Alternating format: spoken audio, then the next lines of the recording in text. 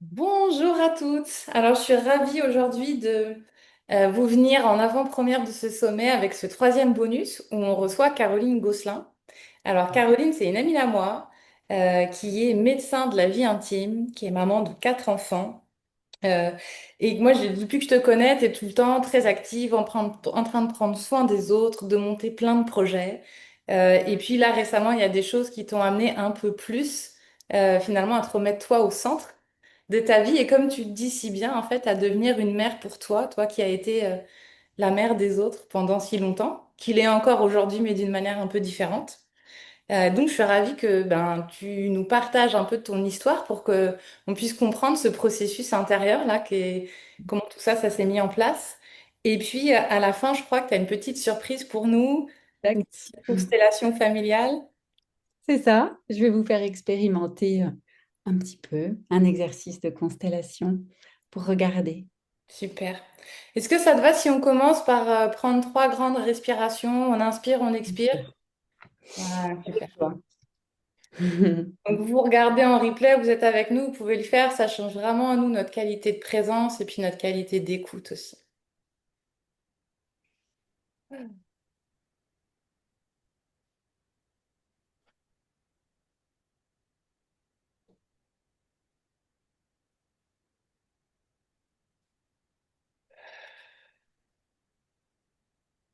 Super. Merci. Alors Caroline, justement, est-ce que tu veux nous raconter un peu comment déjà toute petite, en fait, tu étais déjà en train de prendre soin des autres? Et tout à fait. Moi, je suis l'aînée de quatre filles et j'ai grandi dans une famille où j'avais une mère qui était plutôt malade, dont j'ai pris soin. Donc, j'ai découvert bien plus tard, grâce aux constellations, c'est ce qu'on appelle le monde à l'envers. Et du coup, voilà, je prenais soin d'elle, je prenais soin de mes sœurs. C'est comme si c'était vraiment mon mode de fonctionnement, ce que je savais faire. De façon intuitive, j'ai continué et j'ai très vite eu envie d'avoir beaucoup d'enfants. Tu vois, quand j'avais 8 ans, je voulais avoir 8 enfants. Et voilà, quand j'avais 15 ans, j'ai vu un reportage de Médecins du Monde et je me suis dit, waouh, on peut aussi soigner des bébés du monde entier. Donc, il y avait vraiment un appel très fort de prendre soin de la vie, de prendre soin des bébés, des enfants. C'était ça qui m'appelait, en fait. Et c'est ce pourquoi je me suis inscrite donc à la fac de médecine. Et j'entends la partie où il y avait quelque chose où tu as trouvé quelque chose de très vivant en toi autour Oui. déjà de la maternité et puis des bébés de la naissance. Mais est-ce qu'il y avait aussi autre chose aujourd'hui que tu pourrais décrire avec le recul? Finalement, quelles auraient été les croyances derrière le fait qu'il faut prendre soin des autres, peut-être pour être aimé, peut-être que c'est ce qu'il faut faire pour être accepté, survivre, j'en sais rien. Qu'est-ce qu'il y avait Oui, de... oui. Quand tu es enfant, tu, tu vas te débrouiller pour que ton parent soit vivant, pour qu'il puisse prendre soin de toi, en fait. Si lui n'est pas debout pour te ramener à manger, tu vas crever, en fait. C'est la loi de la vie. Donc, tous les enfants qui ont des parents qui sont défaillants, ils vont d'abord porter leurs préoccupations auprès du parent avant de se demander, et tiens, au fait, moi, je suis qui? Comment je vais? C'est secondaire. D'abord, tu tiens, tu soutiens ton parent, en fait, alors que, évidemment, bien sûr, normalement, c'est aux parents de prendre soin des enfants. Et d'où tout l'intérêt de ces discussions, en fait, que chacun puisse prendre conscience qu'on fait de notre mieux en tant que parent. On sera exactement jamais parfait, et c'est parfait d'être imparfait. Ceci dit, avoir un tout petit peu quand même conscience que d'être debout, d'aller bien, et ben, ça permet aux enfants de pouvoir être des enfants Ouais. et de pouvoir vivre leur vie d'enfant, en fait, pour pouvoir devenir des grands qui seront bien dans leurs pieds. Ouais, merci, c'est tellement précieux ça. C'est vrai. Et dans ton rôle de maman et de médecin, il y a quand même des choses qui t'ont vraiment profondément nourri là-dedans. Qu'est-ce que... Oui, bien Que tu es sûr. allé cultiver comme ressource qui te permet aujourd'hui justement de devenir cette femme qui est capable de prendre de plus en plus soin de toi au travers de ces rôles-là. Hmm. Alors, excuse-moi, parce qu'il y a un truc qui me revient de la question d'avant, c'est tellement fréquent dans notre société. Tu vois, on a tellement d'addictions qui créent des déséquilibres. Et du coup, j'ai vraiment envie juste de le souligner pour rappeler, restons vigilants pour protéger nos enfants, en fait. Juste ça, je voulais le redire. Et puis après, moi, ta question, c'est comment j'ai pris soin de moi en tant que mère quand je suis devenue mère, c'est ça?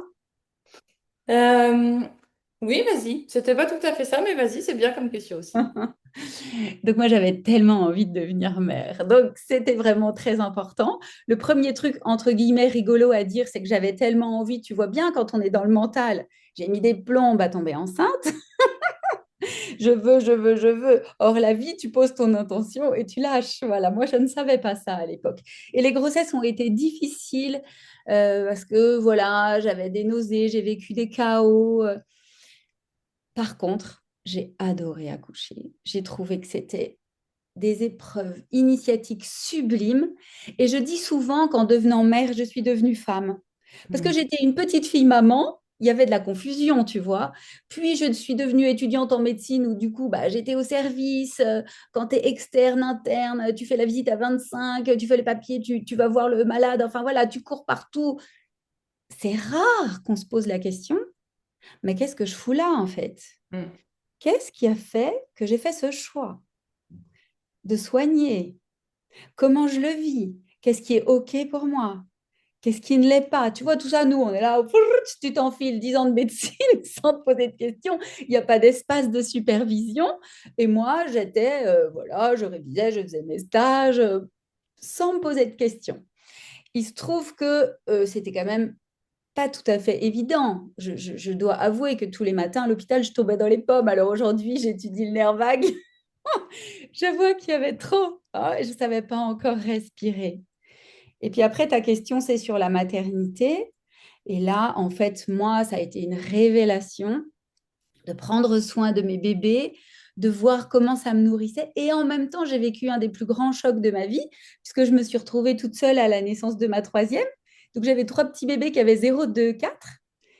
Et là, je me suis dit, OK, qu'est-ce qui se passe là? Où est-ce que je suis arrivée? C'est-à-dire, très rapidement, je me suis dit, j'ai deux options. Soit je me dis, c'était un con et je fais une dépression, soit, deuxième option, je me remets en question. Et là, j'ai commencé à aller voir à l'intérieur de moi. Parce que quand lui sortait la nuit et que je l'attendais en tremblant, je me disais, le pauvre, tu vois, j'avais pas appris à revenir à moi. J'étais d'abord en préoccupation de l'autre. Bah oui, c'est sûr, son histoire, tu te rends compte. J'en ai encore des frissons en fait. Mm. Et toute la journée, je me disais, mais est-ce que c'est normal ce que je vis? Mais je ne savais pas à qui demander, en fait. Et tu vois, c'est vraiment ça que je te demandais au début, mais c'est merci de le partager parce que c'est magnifique. Je te demandais un peu en fait finalement quelle trace ça avait laissé cette enfance où tu avais dû t'occuper de ta maman et puis de tes frères et sœurs. Et finalement, comme tu le dis, toi, on est tout de suite très vite en suradaptation.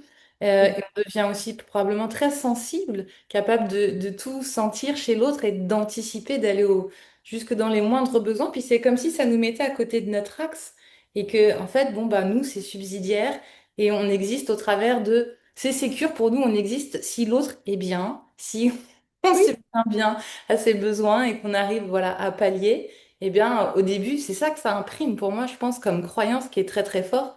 Puis effectivement, comme tu racontes, il faut avoir le temps de se poser, de respirer, de l'observer ouais. pour revenir.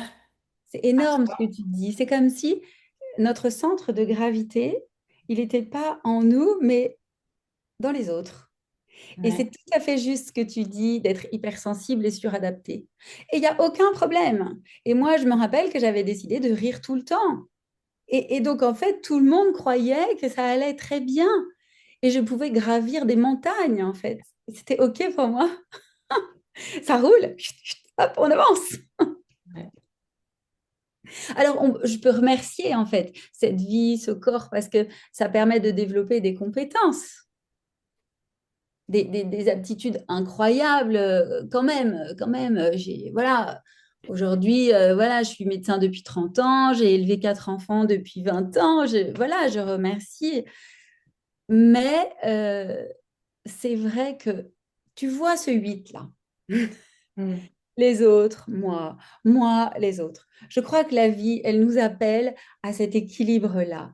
Et que tu ne peux pas être que sur toi. Tu vois, ces femmes qui font des vidéos sur je regrette d'avoir des enfants, j'ai perdu ma liberté, mais je me dis, mais waouh, mais oh là là, c'est extrême quand même. Et puis, de l'autre côté, je donne tout, limite, entre guillemets, je me sacrifie et du coup, j'en veux à l'autre, je lui fais porter quelque chose. Tu vois, c'est pas juste du tout non plus. Tu sais, on dit souvent, j'ai tout fait pour toi. Mm. J'ai tout fait. C'est pas OK. Et donc, c'est le chemin. Comment je vais Ah oui, réussir? j'avais pas. J'étouffe, oui, j'avais pas. Mais oui, on Ouais. l'entend dans les mots, hein. Et donc, c'est ça pour moi, le vrai sujet, comment aller vers une forme de Alors, je vais trop vite, d'équilibre. Parce que la vie, c'est déséquilibre, équilibre. Tu sais, c'est mouvement perpétuel. Donc, tu passes d'un équilibre à un autre équilibre en passant par des points de déséquilibre et c'est OK. Mais regardez, Mm.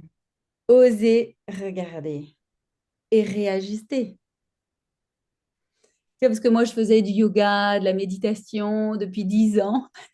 Et j'ai beaucoup aimé dans le sommet de la ménopause que j'ai écouté récemment, une femme qui témoignait de toutes ces pratiques qu'on utilise comme des outils de bien-être, mais comme on pourrait manger un gâteau au chocolat. En vérité, c'est pas ça. C'est vraiment aller en profondeur, Mm. sentir, s'arrêter et se demander, bah ouais, là, en fait, comment je vais? En vrai, En vrai. est-ce Ouais, que en vrai, c'est ça. OK? Merci, j'adore cette image du 8 que tu nous as montré et puis ce sur quoi tu nous amènes là, comment je vais en vrai.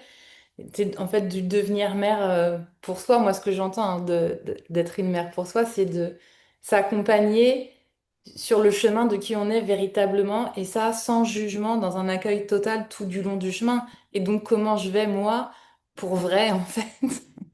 Oui, parce que parfois on dit ça va bien, tu vois? On continue à être diffusé, opérationnel, Bah oui. Non mais oui, c'est en ça. apnée. Et Ouais. à un moment donné, ça va craquer en fait. Et alors, est-ce que justement, toi, tu as des outils pour nous aider à mieux sentir, puisque tu disais c'est s'arrêter et sentir. Comment on fait pour sentir comment on va pour vrai, quand parfois, justement, on est un peu comme ça? Qu'est-ce qui est aidant? C'est pas une méthode magique, tu vois. Mais ce que je me dis aujourd'hui, c'est que d'abord d'avoir des espaces de respiration, que ce soit 1 heure le matin avant que tes enfants se réveillent, que ce soit une retraite, une marche dans la forêt, chacun va trouver sa manière d'aller se baigner, d'aller se ressourcer auprès d'un arbre. Mais quand même, on a aussi, tu sais, des petites intuitions. Mm. Et bien voilà, ça passe à toute vitesse. Et puis ce petit truc-là, on n'en fait rien du tout. Tu vois, bon, je vais te donner un exemple. Moi, ces derniers mois, ma petite voix, elle disait, tu cours trop. Qu'est-ce qui se passe? Bah, en fait, j'ai 3 de mes 4 enfants qui partent cet été. Donc, je suis partie en mode comment je vais faire pour trouver 3 appartements, les sous. Donc, il y a quelque chose qui disait mince, tu cours trop. Zut, il va falloir courir encore plus. Comment je vais faire pour gagner encore plus de sous? Et du coup, je suis partie, tu sais, comme le hamster dans sa roue, en fait.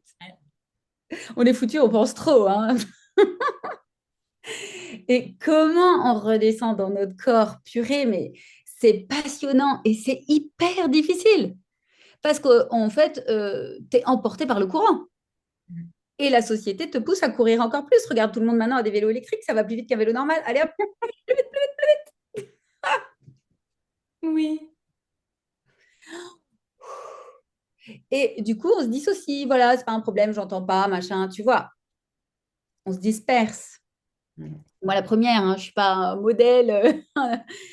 j'aime partager les enseignements de mes plantades, comme dirait Sophie Rabi, à l'époque de l'analyse de ce qui s'était passé dans son écolieu. Mais donc moi, j'ai entendu cette petite voix et j'avoue que j'aurais aimé peut-être plus me poser avec elle, écrire, prendre le temps.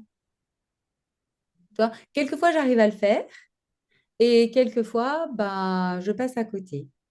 Donc, Mm. c'est beaucoup dans les pratiques de méditation et de transe que ça m'aide. Donc, méditation parce que ça me permet de me poser et dans ce rien, parfois je vois, il y a quelque chose qui est là. Et dans les trans, pour moi, c'est vraiment se laisser traverser. Je sens qu'il y a un truc qui frotte, je ne sais pas trop quoi. Donc, je peux poser l'intention d'avoir un peu de clarté ou juste d'accueillir.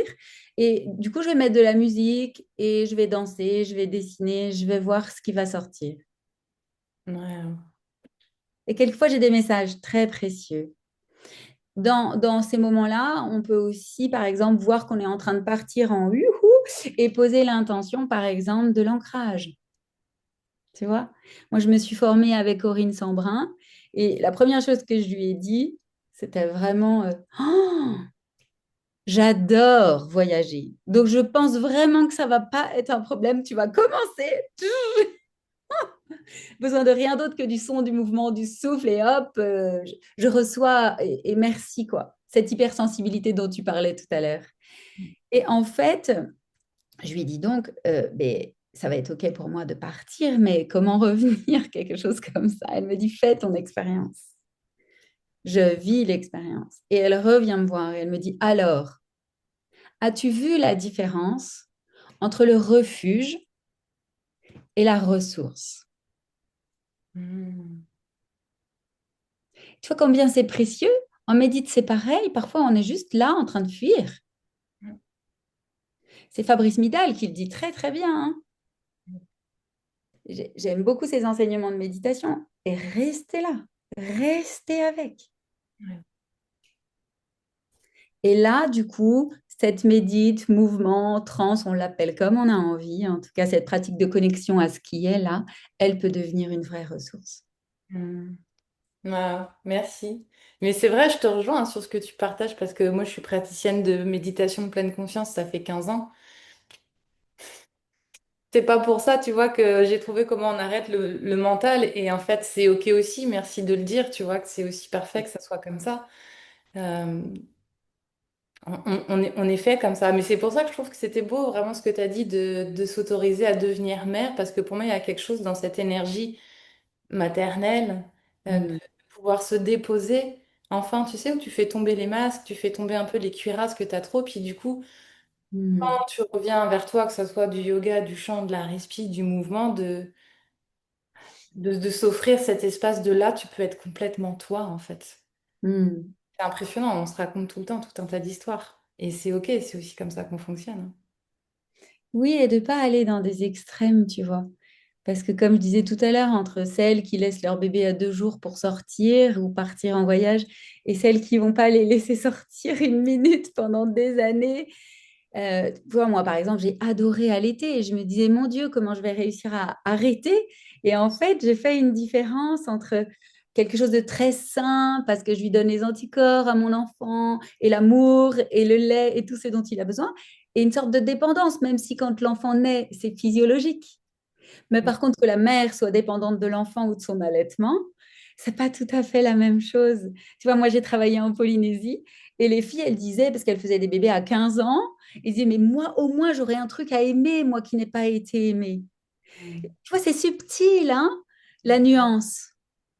Ouais, C'est bon pour moi, c'est bon pour l'autre, mais je suis pas, moi, adulte dans la dépendance, ou en tout cas, quand je le suis, je le vois et je reviens à moi et je danse avec ça. ouais. Et alors, dans ton parcours, tu as commencé à nous raconter du coup le premier événement de vie qui t'a finalement un peu ramené à toi. C'était avec ton troisième enfant et le papa qui s'en va. Finalement, c'est le premier déclencheur. Est-ce qu'il y en a d'autres dans ta vie qui t'ont amené à grandir en conscience ou qui t'ont amené vers d'autres ressources, d'autres cadeaux Bon, il est parti où j'ai réussi à dire non parce que la situation était vraiment pas équilibrée. C'est avec le recul hein, qu'on célèbre. Sur le moment, c'est très difficile. Donc, il y a eu d'autres chocs dans ma vie. J'ai vécu, on va dire, des maladies. Et puis surtout récemment, euh, une hernie. Je le dis comme ça parce que j'ai une amie qui me faisait le retour. Est-ce que tu entends ce qu'il y a dans hernie?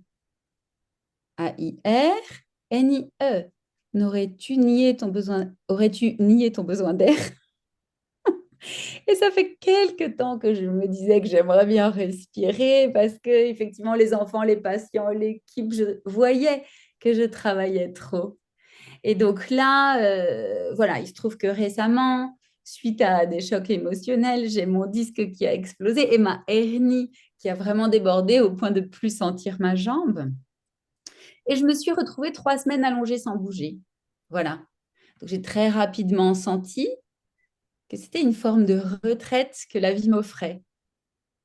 Je pouvais même plus me lever, hein, 3 semaines d'immobilisation totale. Et les gens me disaient, mais il faudrait quand même bouger un peu. Et moi, je sentais non, je bouge tout le temps. Là, ça dit rien. Hyper intéressant. Donc, je souris intérieurement en voyant mon sciatique qui me ligotait à mon lit. Et j'ai rapidement eu l'intuition que les seuls moments de ma vie où je m'étais arrêtée, c'était mes congés maternité. Donc, Hmm. c'était pour moi, mais c'était pour mes bébés. Et là, tu vois, je vais avoir 50 ans cette année. Et je me suis dit, ah ah, congé maternité pour moi. Et oui, c'était pendant ton anniversaire que tu étais Et cet immobilisée. été, mon anniversaire, je me prépare, tu vois. Et là, je sens que c'était vraiment une période offerte de recul, de respiration, pour voir justement qu'est-ce qui est précieux, qu'est-ce qui est OK, qu'est-ce qui a été accompli, quelle page se tourne, vers où la vie m'appelle. Et Ouais. alors, il y a deux choses, c'est que moi, du coup, en allant vers la ménopause, parce qu'à 50, tu es dans ce qu'on appelle la périménopause, donc on va vers. Il y en a, c'est déjà fait, parce que la définition de la ménopause, c'est 1 an sans règles, et il y en a, ça sera vers 52, 53, bon, on s'en fiche. En tout cas, c'est cette période de vie où tu n'es plus dans la jeune fille, la mère, mais tu vas vers cette phase de la femme sage, n'est-ce pas? Et du coup, c'est très important de faire son bilan. Bon, après, c'est chouette si on peut se poser des questions avant, mais de toute façon, là, la vie invite à ça. Respiration. J'ai adoré, j'ai entendu aussi Florentine D'aulnoy qui parle beaucoup du couple, qui disait, c'est un âge où de toute façon, ce que tu supportais avant, ça ne passe plus. Hmm. C'est vraiment, tu reviens à toi. Qu'est-ce que tu faisais avant qui est éventuellement OK que tu continues et qu'est-ce que tu ne peux plus, quoi. Et c'est vraiment renaître, mais du coup, à soi-même. Hmm. Ah, c'est magnifique. Et la deuxième chose que je voulais dire, c'est qu'on a un congé mat quand bébé arrive. Là, on est avec beaucoup de mères, donc ça va parler à tout un chacun, toute chacune. Tu accueilles ton bébé de ton ventre dans la vie, dans ta maison. Mais quand ils s'en vont, tu vois, là, moi, mes trois grands, ils ont 22, 20, 18. Eh ben, en fait, je trouve que c'est tellement beau. Bon, la vie, ça s'est fait comme ça pour moi. Ça n'existe pas officiellement, comme maintenant on va avoir un congé de règles, mais tu n'as pas un congé de ton enfant part de la maison. Parce que j'ai l'impression qu'ils sont sortis de mon ventre il y a 20 ans et que là, ils sortent de la maison et ça nécessite aussi un temps d'accueil. Hmm. Parce que ça me touche, parce qu'ils prennent leur envol, parce que c'est beau, parce qu'ils ont besoin que peut-être je sois un peu présente pour cet ancrage pour eux, leur envol, et moi aussi. Ah, j'étais tellement à disposition. Et là, je reviens à moi. C'est presque, il faut un temps vraiment pour réapprendre. Hmm. Oui, c'est vrai que tu parles de renaître à toi au moment où finalement tu rentres à la fois dans la ménopause et où tes enfants sont en train de prendre leur envol C'est ça. de la maison. Ceci étant dit, je pense que c'est vrai que quand même, bon, moi les miens ils sont petits, mais qu'en étant vraiment présente à soi, on renaît dans tous les cas au travers d'une grossesse et au travers d'un... Non, c'est- on fait des renaissances incessantes, hein. Voilà, on meurt, on renaît tout le temps. Et au moment où tu crois que tu meurs, tu renais. Regarde dans l'accouchement. Au Mm. moment où tu dis j'en peux plus, je meurs, c'est bon. Ah bah tiens, ton Ah enfant sort.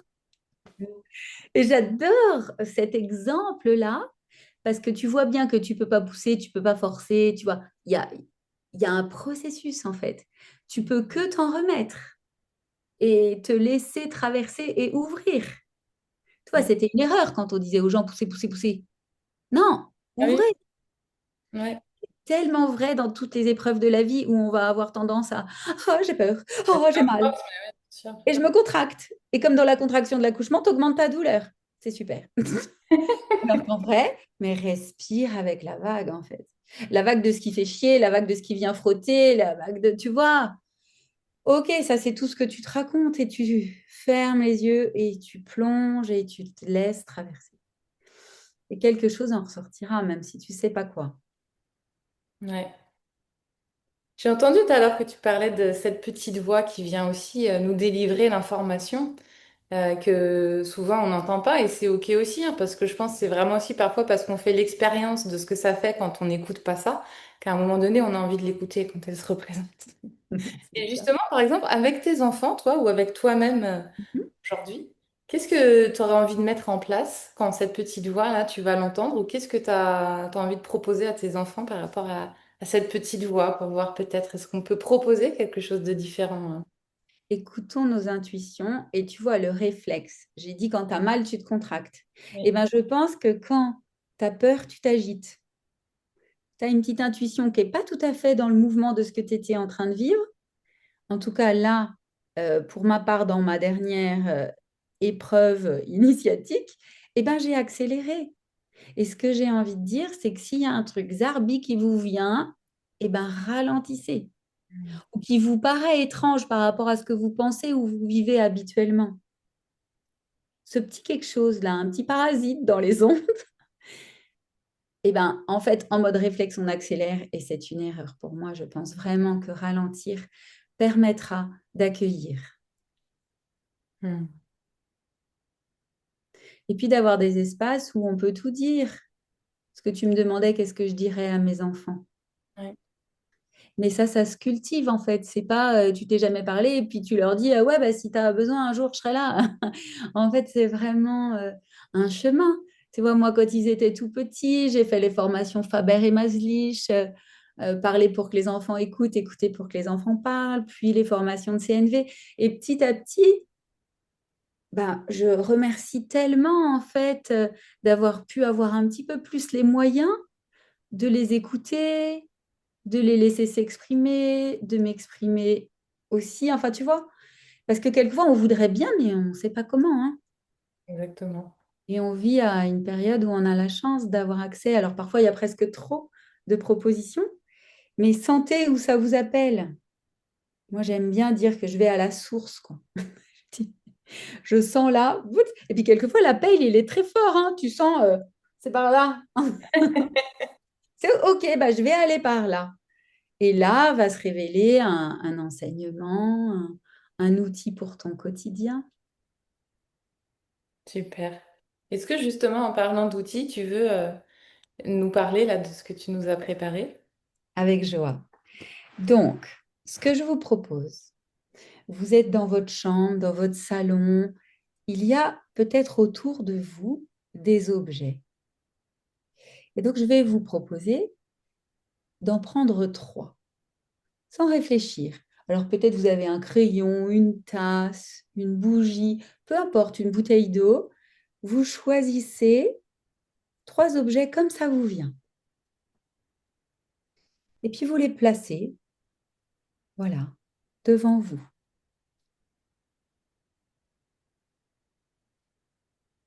Voilà, prenez le temps, sans réfléchir, de choisir de poser, et puis de vous poser avec ça, de regarder. Qu'est-ce que ça vous fait déjà?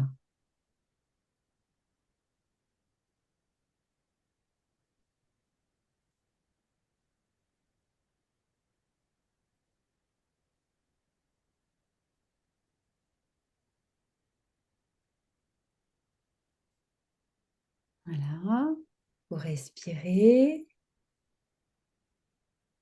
et puis on se rappelle du thème de notre échange aujourd'hui, mère pour les autres, mère pour soi, donc peut-être de vivre une forme d'équilibre. je vous propose à cet instant de nommer chacune votre intention avec vos mots. Qu'est-ce que vous voulez vivre? Qu'est-ce que vous voulez pour vous dans votre vie?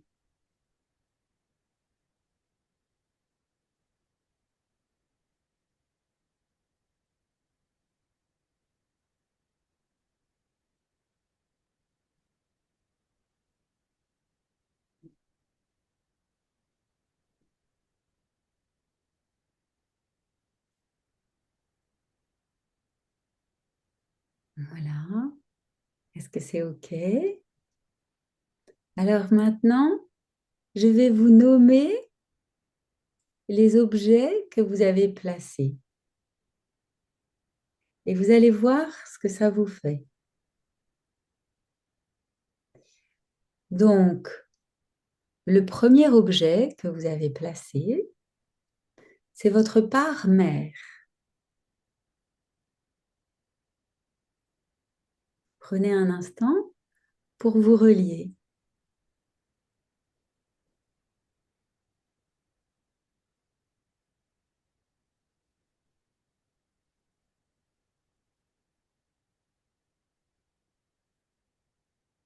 Voilà, très simplement, hein.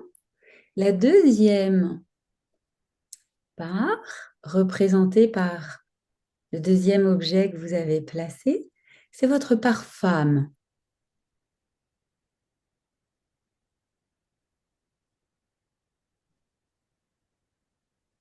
La femme que vous êtes aujourd'hui.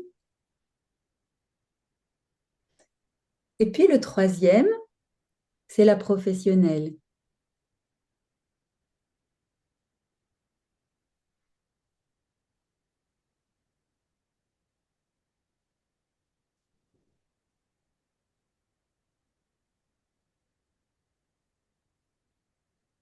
Ce qui est intéressant, c'est de regarder comment vous les avez disposées les unes par rapport aux autres.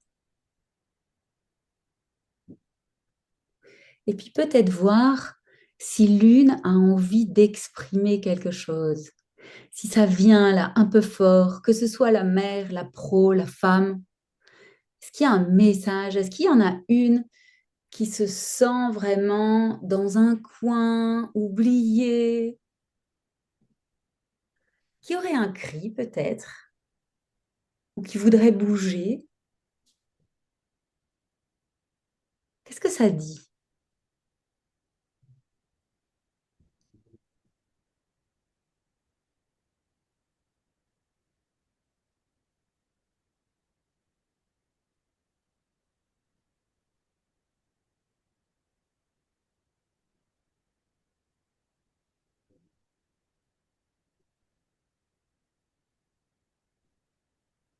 Est-ce qu'elle a envie de dire aux autres parts, ou est-ce qu'elle a envie de dire à ton être? Tu vois? Et quand l'une a parlé, est-ce que les autres l'ont écoutée? Est-ce qu'elles peuvent entendre ou elles aussi ont un cri, quelque chose qui leur prend leur espace, qui font qu'elles ne peuvent pas entendre? C'est tellement important ce qu'elles ont à dire aussi.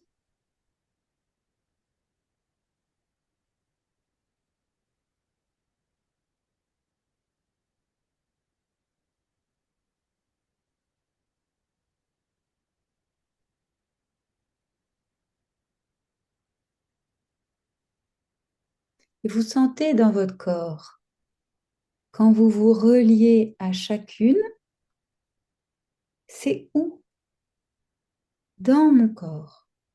Qu'est-ce que ça me fait? Quand je suis la mère, qu'est-ce que je sens dans mon ventre, dans mon cœur, dans mon sexe?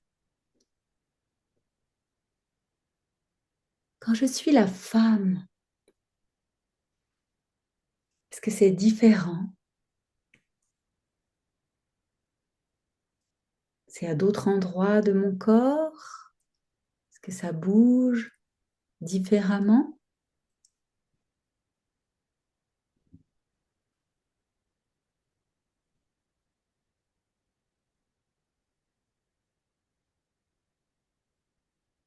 Qu'est-ce qu'elle dit, cette femme?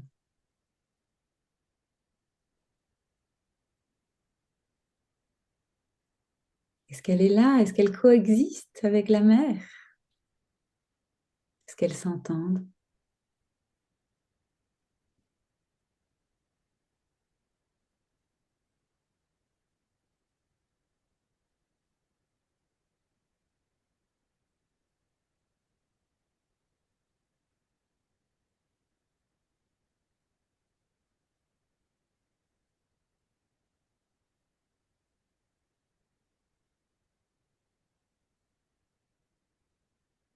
Sentez, savourez.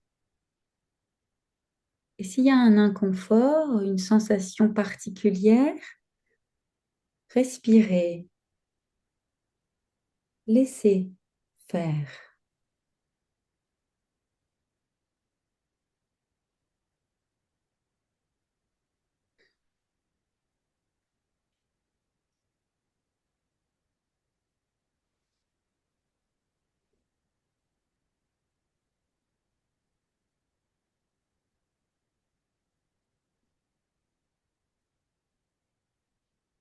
Si c'est OK pour vous, on va regarder aussi la part professionnelle. La part professionnelle, c'est celle qui contribue au monde. Que vous soyez maman à la maison, que vous ayez un job salarié, que vous l'ayez créé, c'est la part qui œuvre à sa manière.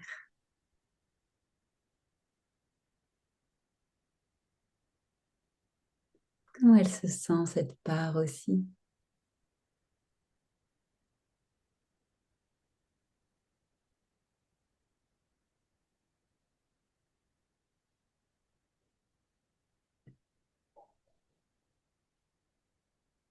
Est-ce qu'elle est proche? Est-ce qu'elle est loin des autres?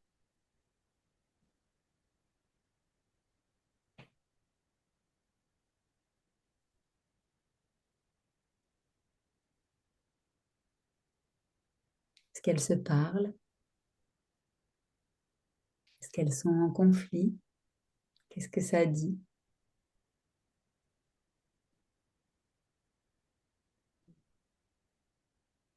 Qu'est-ce que ça vient vous apprendre aujourd'hui?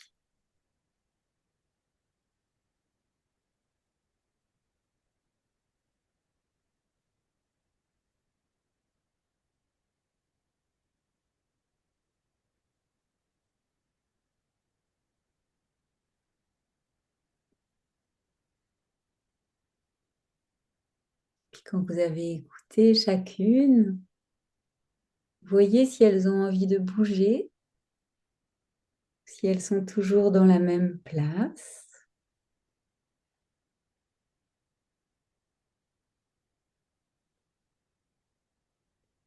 Et quand vous bougez les objets, faites-le doucement, en sentant ce que ça vous fait.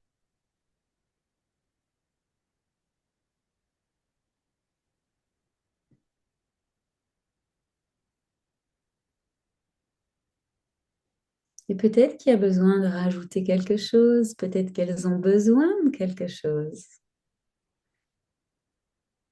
Quelquefois, on peut rajouter, je te vois boire, Johanna, donc il y a besoin d'eau, il y a besoin d'amour. Et c'est OK, on peut le faire rentrer dans notre système.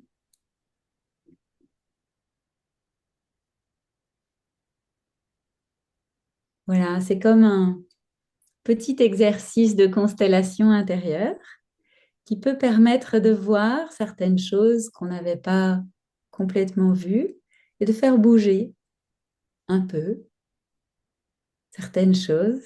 Voilà, d'avancer d'un petit pas et de réajuster. Comment ça va pour toi? Merci pour cette pratique. Euh, Ça va, j'ai été surprise, j'ai vraiment eu une montée d'émotion avec une part de moi, effectivement, où j'avais des choses qui n'étaient pas du tout, enfin, pas complètement conscientisées et qui avaient besoin de pleurer. OK. Ouais. Et puis, C'était très juste aussi à la fin de pouvoir rajouter des choses pour moi parce que ça n'avait pas besoin de bouger de place, mais ça avait besoin d'être en lien. De Ok. toi, il y a l'eau, mais il y a aussi les. J'avais des câbles là à côté et j'ai permis de les relier en fait entre Ah elles. oui, super. Ouais. Oui, oui, quand on se laisse vraiment dans une forme de sensibilité ouverte, écouter ces représentants, comme on dit en constellation, ils vont exprimer des besoins, des messages, et on va pouvoir leur apporter Ouais. ce qu'ils appellent si nécessaire, Ah, merci pour cette pratique. Elle est avec joie. magnifique et puis simple aussi à reproduire dans son quotidien. Ouais, c'est C'est ça. Et puis ça peut être vraiment comme dans une méditation, constellation, où on se dit, oh tiens, là j'ai plein de temps. Ou ça peut être un moment donné où, bon, ok, là, je vois pas trop, et juste tu poses. Et tu vois, moi, je l'ai fait hier, évidemment, avant de vous le proposer. Et je me suis marrée parce que la part médecin, c'était du coup 1 mètre, tu vois. Donc, c'est vraiment la part opérationnelle efficace. La mère, c'était la bougie. Au début, elle était totalement au centre. Et puis voilà, la femme, c'était une espèce de petit pompon rose qui avait envie de jouer. Et puis, c'est devenu finalement des roses. Et puis petit à petit, elles ont dansé en fait pour venir se placer dans un triangle équilatéral. Et ça m'a touchée. Ouais. Voilà. Merci Caroline. Merci à toi. Est-ce qu'il y a quelque chose que tu as envie de rajouter pour clôturer ce live d'aujourd'hui? Mais je pense qu'on a quand même bien abordé le sujet. Effectivement, quelquefois, on croit que la mère, c'est celle qui donne tout, c'est celle qui se sacrifie. Or, je ne crois pas que la vie nous demande ça, en fait.